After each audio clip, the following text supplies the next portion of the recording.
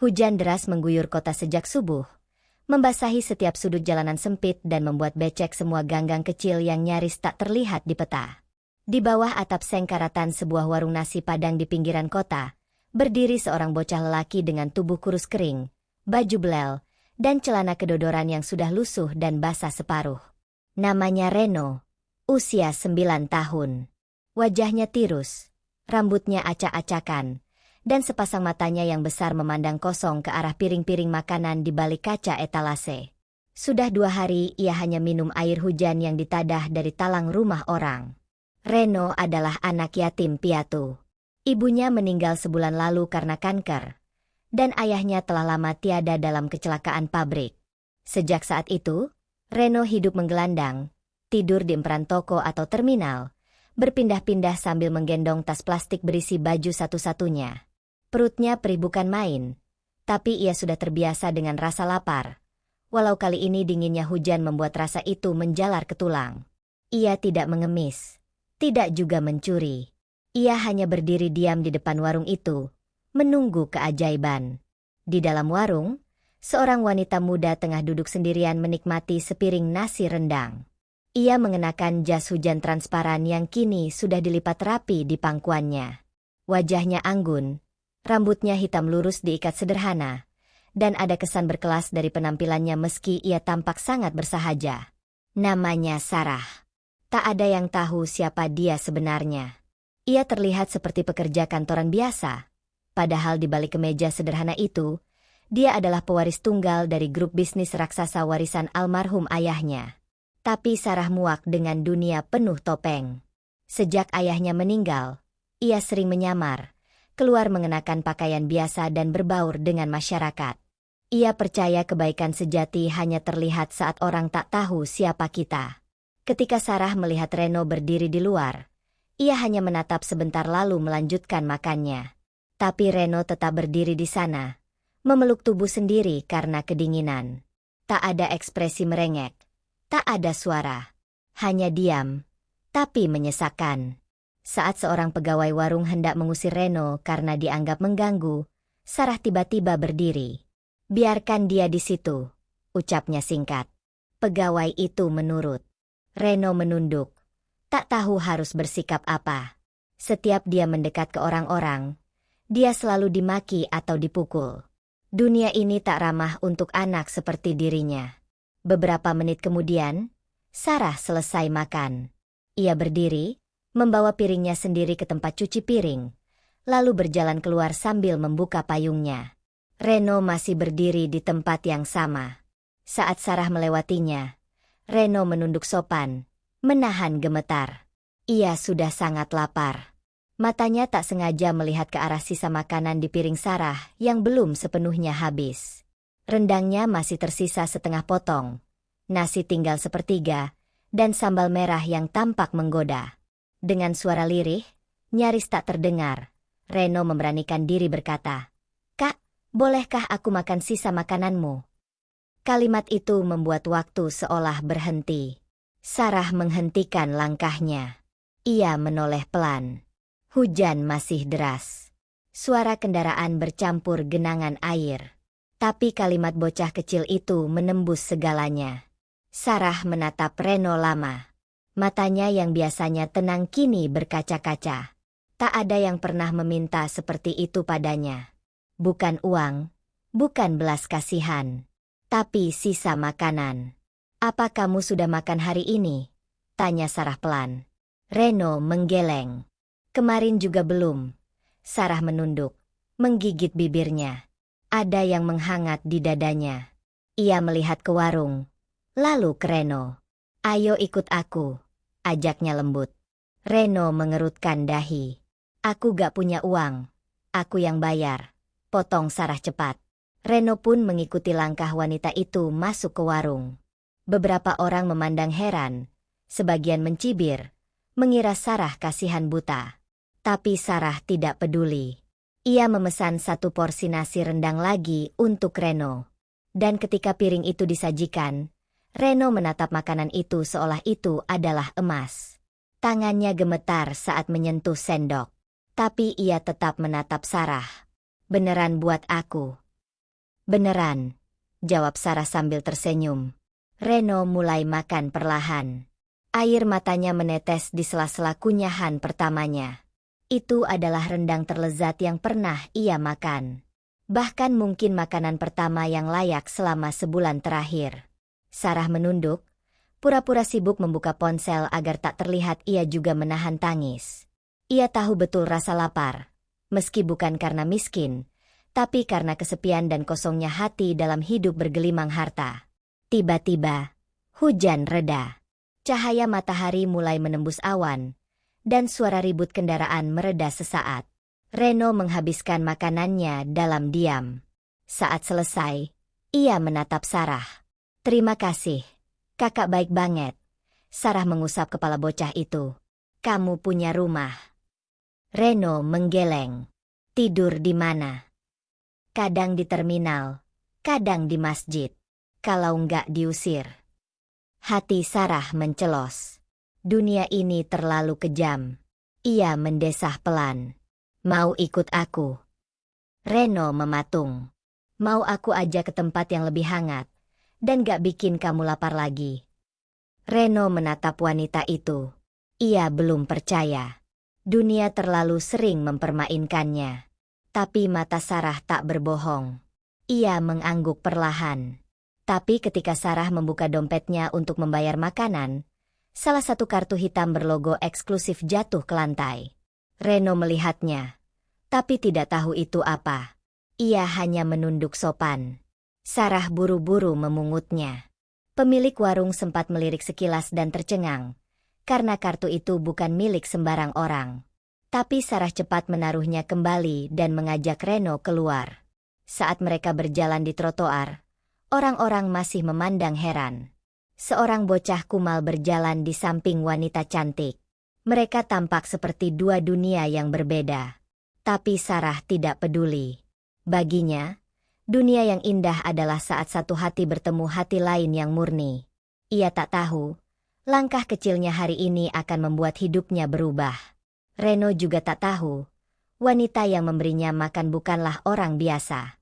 Ia adalah miliarder yang diam-diam mencari makna sejati dari hidupnya, lewat anak kecil yang hanya meminta sisa makanan. Sejak hari itu, hidup Reno berubah total. Ia bukan lagi bocah kecil yang menggigil di pinggir warung dengan perut kosong. Sarah membawanya ke apartemennya yang luas dan bersih, yang terletak di lantai 20 sebuah gedung mewah di pusat kota. Reno sempat takut dan kikuk, tidak terbiasa dengan lantai mengilap, kasur empuk, dan ruangan berbau harum. Ia bahkan sempat bertanya, "Aku nggak nyolong, kan, Kak?" Karena merasa tak pantas berada di tempat seperti itu.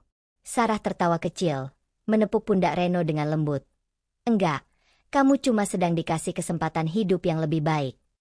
Hari-hari berikutnya, Sarah mengurus semua kebutuhan Reno, mulai dari pakaian baru, peralatan sekolah, hingga membawanya ke psikolog anak. Tapi anehnya, Sarah tak pernah menceritakan siapa dirinya. Ia tetap hidup sederhana di depan Reno, tetap makan di warung, tetap mengenakan pakaian biasa. Ia bahkan mematikan lift pribadi di apartemennya agar tampak seperti orang biasa. Namun diam-diam, dari balik dinding kaca gedung pencakar langit, dunia bisnis terus berputar atas namanya.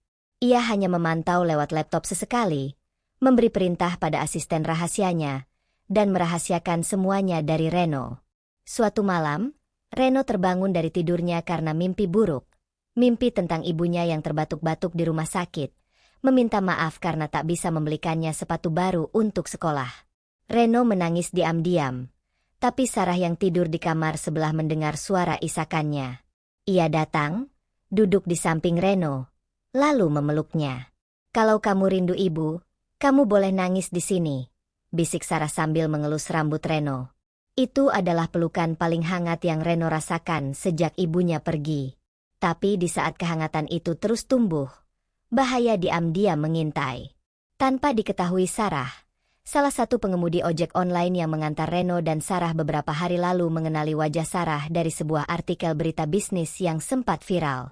Ia memotret diam-diam, lalu menjual informasi itu ke sebuah kanal gosip karena tahu, pewaris miliarder yang hidup dengan bocah jalanan pasti jadi berita viral yang meledak. Malam itu, sebuah akun anonim memposting berita dengan judul, "Miliarder cantik mengasuh anak jalanan." Ternyata ini alasannya. Lengkap dengan foto Sarah dan Reno dari belakang, serta tangkapan layar kartu hitam miliknya. Dalam hitungan jam, nama Sarah trending di media sosial. Teleponnya tak berhenti berdering. Asisten dan pihak keluarga menelepon dengan panik, memintanya segera menanggapi. Tapi Sarah justru mematikan ponselnya dan mematikan semua koneksi. Ia tahu, saat seperti ini, publik bukan mencari kebenaran, mereka mencari sensasi. Reno yang masih polos tak tahu apa-apa. Ia hanya heran kenapa Sarah tampak lebih tegang dari biasanya. Beberapa hari kemudian, saat Sarah sedang keluar membeli keperluan, Reno diam-diam membuka laci kamar kerja Sarah karena mencari kertas gambar. Tapi yang ia temukan bukan pensil warna, melainkan setumpuk dokumen dengan kop perusahaan besar dan nama Sarah tertera sebagai CEO utama. Di bawahnya, ada foto-foto Sarah memakai gaun mahal, menghadiri pertemuan bisnis, dan satu potret besar saat ia menerima penghargaan sebagai salah satu wanita paling berpengaruh di Asia. Reno terpaku. Jantungnya berdegup cepat. Dunia seakan berputar. Ia mematung, mencoba memahami semua itu. Wanita yang selama ini ia anggap seperti kakak, ternyata orang kaya raya, miliarder. Reno bingung, takut. Apakah semua ini hanya permainan? Apakah ia sedang dipermainkan seperti yang dulu dilakukan oleh tetangganya yang pura-pura baik lalu menendangnya keluar? Saat Sarah pulang dan menemukan Reno diam di ruang kerja dengan mata merah dan dokumen berserakan, ia langsung tahu. "Kamu bohong ya, Kak?" Suara Reno serak, nyaris pecah. Sarah menelan ludah. Ia tak menyangka rahasianya terbongkar secepat ini. "Aku nggak bohong. Aku cuma belum cerita," jawabnya pelan. "Kenapa kakak sembunyiin semuanya?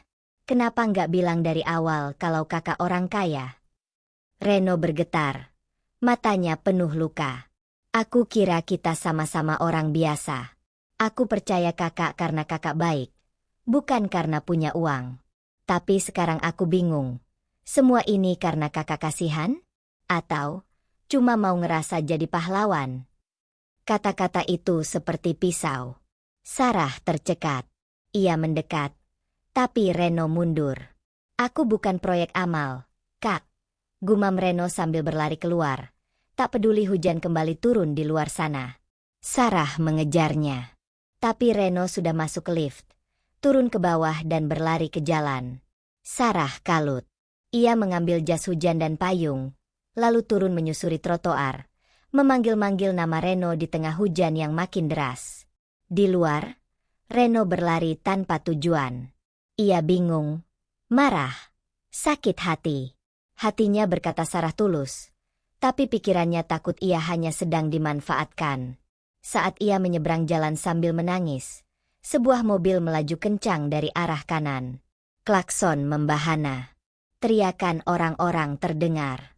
Dan semuanya berubah menjadi gelap. Jeritan panjang memecah malam yang basah. Klakson meraung dan ban mobil menciptakan gesekan mendadak di aspal licin. Reno yang tubuhnya kecil dan gemetar itu terpental ke sisi jalan, tak sadarkan diri dengan darah menetes dari pelipisnya. Sarah berlari tanpa sempat berpikir. Lututnya lemas melihat tubuh bocah itu tergeletak seperti boneka rusak. Orang-orang mulai berkerumun, beberapa langsung merekam dengan ponsel mereka. "Panggil ambulans. Tolong!" teriak Sarah panik. Suara gemetarnya tidak menyembunyikan ketakutan yang mengguncang jiwanya. Dalam waktu 10 menit, suara sirine terdengar dan Reno dilarikan ke rumah sakit terdekat. Sarah ikut di dalam ambulans, menggenggam tangan bocah itu yang dingin, dan di dalam hatinya ia memanjatkan doa yang tak pernah ia panjatkan bahkan saat ayahnya meninggal dulu. "Tuhan, kalau bisa tukar nyawa, ambil aku aja, jangan dia," gumamnya sambil mencium kening Reno yang pucat. Di rumah sakit, Reno segera masuk ruang IGD. Sarah duduk sendiri di lorong panjang dengan mata sembab. Puluhan notifikasi masuk ke ponselnya. Media, wartawan, keluarga, semua bertanya soal viralnya foto bersama bocah miskin yang kini masuk rumah sakit. Tapi Sarah tak peduli. Ia hanya ingin Reno bangun. 3 jam berlalu. Dokter keluar dengan wajah serius. Syukurlah. Kepalanya hanya luka luar. Dia selamat. Kata dokter itu singkat. Sarah terisak. Menutup wajahnya dan berlutut. Tak kuasa menahan haru. Namun yang membuatnya hancur adalah saat Reno siuman keesokan paginya dan memalingkan wajah saat melihat Sarah.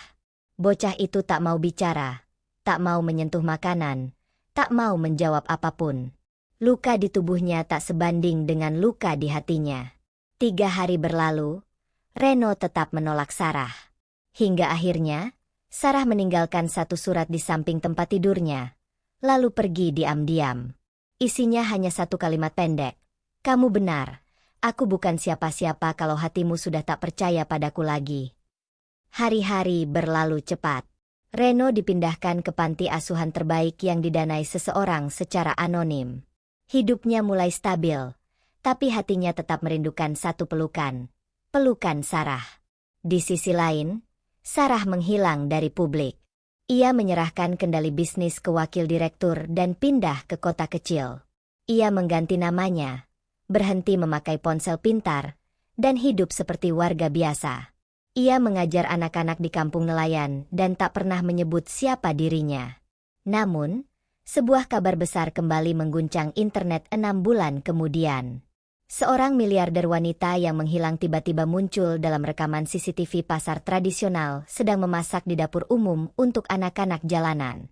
Wartawan memburu lokasi itu, tapi wanita tersebut sudah pergi tanpa jejak. Di saat bersamaan, Reno yang kini sudah mulai sekolah lagi, diam-diam menyimpan surat itu di dompetnya.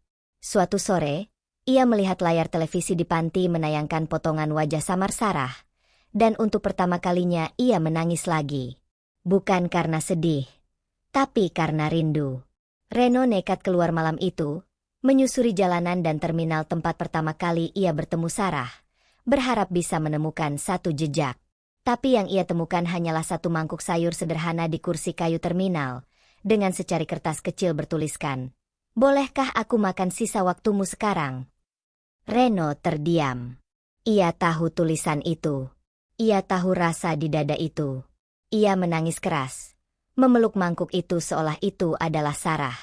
Namun tak ada siapapun di sekitar. Tapi keesokan paginya, sebuah kejadian mengejutkan menggemparkan media. Seorang anak yatim bernama Reno tiba-tiba ditemukan di depan panti dalam keadaan sehat dengan koper kecil berisi dokumen sah bahwa ia adalah anak angkat resmi dari Sarah Puspita, wanita miliarder yang hilang. Nama Reno pun resmi berubah. Reno Puspita Wijaya. Tapi yang lebih mengejutkan, semua warisan dan saham perusahaan Sarah telah dialihkan ke Yayasan Amal atas nama Reno. Sarah sudah pergi untuk selamanya. Bukan karena kabur, tapi karena ia telah menyumbangkan hatinya dalam operasi darurat pada seorang anak kecil lain yang sekarat di rumah sakit tempat Reno dulu dirawat. Ia memilih menjadi anonim.